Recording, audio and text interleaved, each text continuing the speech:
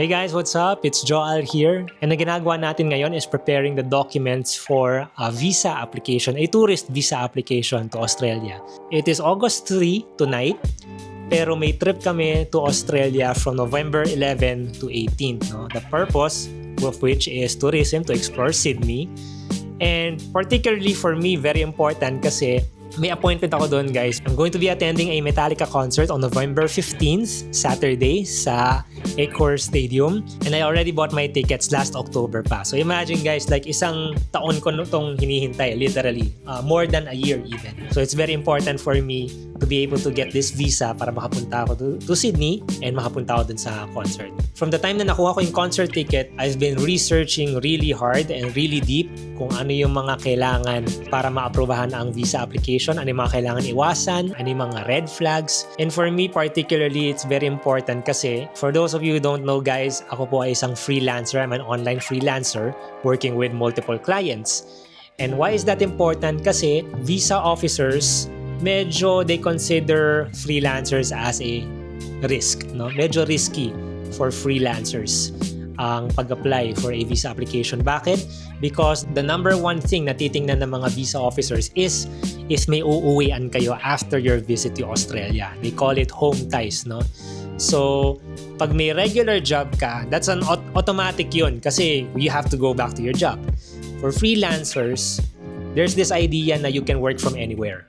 No? Kailangan mo lang na laptop. Which is kinda true, and that's why kailangan kong palakasin lalo yung documents ko for my application to prove na may uuwian talaga ako. Napupunta lang ako doon. I'm going to have a week-long vacation. I'm going to go to see Metallica, and then after that, I'm going to go back here sa Pilipinas. No? So what I'm doing right now is preparing the necessary documents para sa application na yun. Now, it's very important for me to strengthen my application. And given yung mga documents na meron ako, I think kaya naman siya, pero this is the kind of visa na hindi pwedeng hindi ko makuha kasi I already have my Metallica ticket. I paid the biggest amount I ever paid for a single concert ticket. I cannot take no for an answer, okay? So I'm doing everything I can para mapalakas yung application ko, and one of which is a strategy where I decided, why don't I tag along my parents and my sister, my family, para hopefully mas mapalakas yung application ko, and we're going to go as a group, no? Kami ni Sel, sure na kami na pupunta kami on November 11 to 18th. Yung parents ko and sister ko, they have the option to join us, but in case na they change their minds, at least may visa na sila, and hopefully ma-approve sila at least 1 year.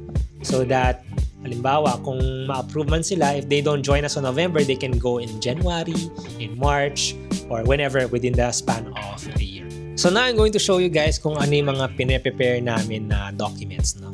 So yung mga categories ng documents, I divided it into 7. Identification documents, employment ties, evidence of previous travel, financial or economic ties, home ties, which is yung pinaka-important, cover letter, and the 7th one will be the itinerary. So, dun sa identification, the usuals, birth certificate, ID.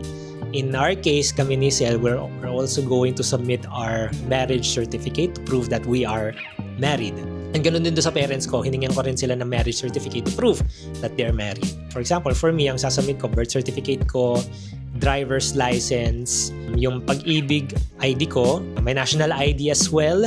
I think I threw in my national ID, and yung marriage certificate namin ni Sel. So those are for identification. Of course, standard na yan for any visa application. They have to know who you are. The second one is yung employment ties. Basically, yung proof of work mo. What do you do here? So for example, si Sel, she works as a digital content officer for a real estate company here in the Philippines. So in that regard, humingi kami ng certificate of employment niya, humingi kami ng payslips niya, and also a leave approval to prove na may approval siya na from November 11 to 18, she will be out. And then babalik siya to work on the 19th.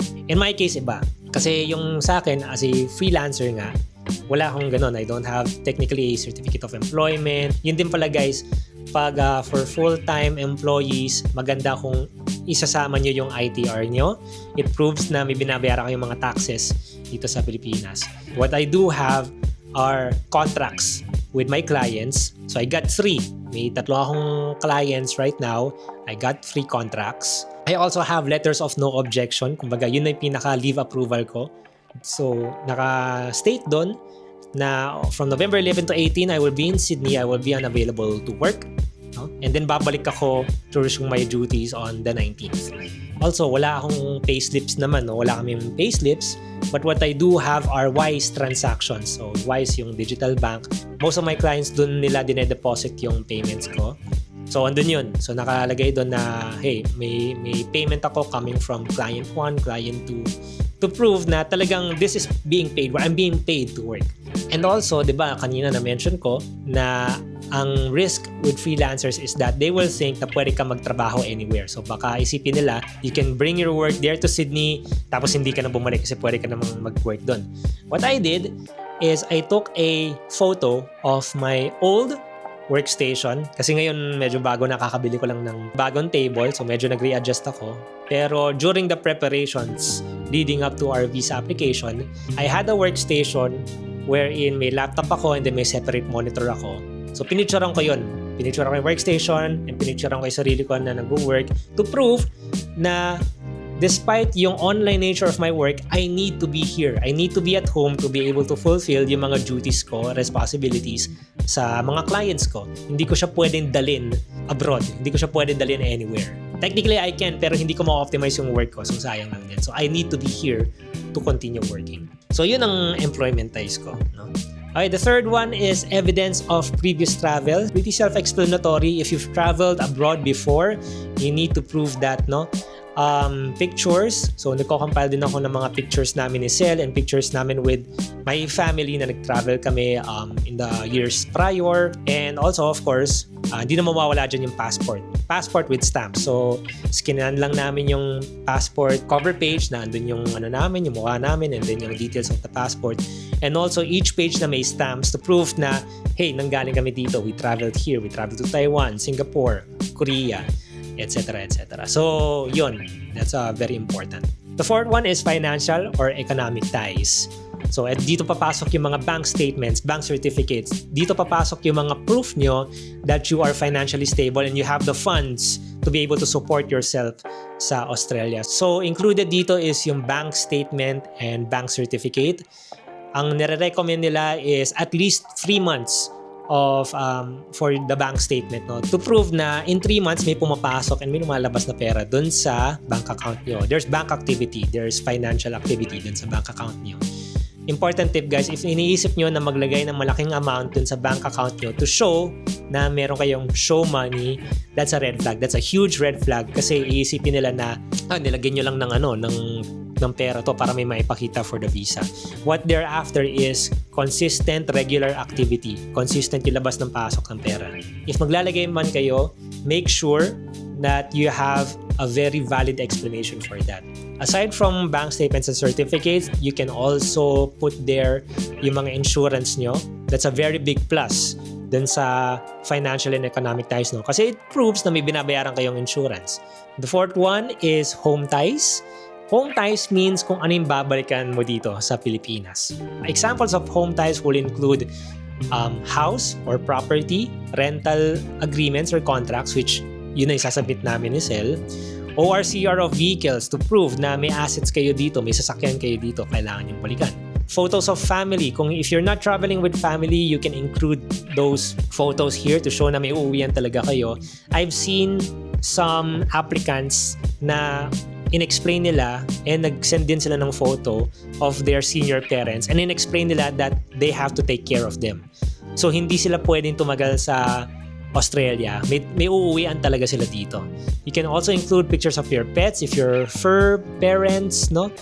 Para i-prove na kailangan nyo alagaan tong pets nyo, hindi naman pwedeng iiwan nyo lang sila. And anything else that will prove na may mga responsibilities kayo dito. It can include yung mga water bill, electricity bill, internet bill. Ako, i-attach ko yung internet bill dito sa namin, sa condo namin. And yung mga water bill din namin, no? Aside from yung rental contract namin dito plus yung extension namin. Yun ang pinaka-important guys. You have to prove sa visa officers, you don't plan on staying there beyond yung stinate nyo na dates. Pag nakaramdam sila na ay baka mag-overstay to, walang uuwian to, wala, i-deny kayo. I've seen a lot who were denied of a visa because they were not able to prove na may uuwian sila dito sa Pilipinas. So, yun ang pinaka-important. Fifth one is yung cover letter. Is this required? May mga na-approve na hindi nag-submit ng cover letter, pero because solid yung mga proof of ties nila and evidence nila, na-approve naman sila. Pero I will strongly suggest, if you want the best chances of getting your Australian visa approved, you include the cover letter. Basically, i-explain mo doon why you want to go to Sydney, ano yung dates, what do you plan to do there, why do you want to go there, mga activities nyo, i-explain mo lahat. For example, para sa akin na medyo risky kasi nga, online freelancer, doon ko na rin ipapaliwanag na number one, I don't have all these documents like regular employees do, but I do have these to prove that yes, I am working, I am earning, and I have full intention to go back to the Philippines upon the completion of my visit. You get the idea, guys. Gusto ko lang pumunta doon, have a vacation, go see Metallica, go back here. That's it. Wala akong balak na tumagal doon sa Sydney. Wala akong balak na mag-violate ng any visa violations. So, yun ang purpose ng cover letter, to prove your intent kung anong gagawin mo sa Australia and to assure them that after the completion of your visit, you're going to go back here. And then the last one is yung itinerary. Basically, you're just going to lay out yung day-to-day plans mo habang nandun ka. So from November 11 to 18, I'm going to create an itinerary for us kung ano yung mga visit namin. For example, sa second day, dito kami sa Sydney Opera House. Sa third day, dito kami sa Taronga Zoo. Fourth day, doon kami sa Blue Mountains. And then one of these days, doon kami sa Bondi Beach. On November 15th, nandun ako sa Acre Stadium for the Metallica concert. So, i-outline kung ano yung mga activities na gagawin namin during our stay in Sydney. Basically guys, yun ang mga categories na mga documents na isasubmit namin.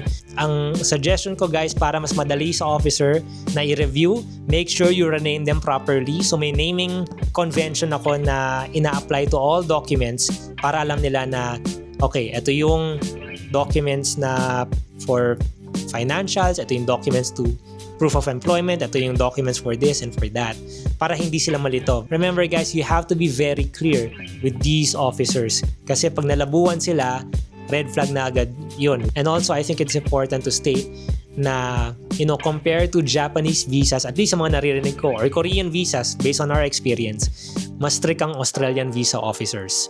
So you really have to prove to them that hindi kayo mag-overstay. So hopefully guys, sa mga balak mag-travel sa Australia, this helps.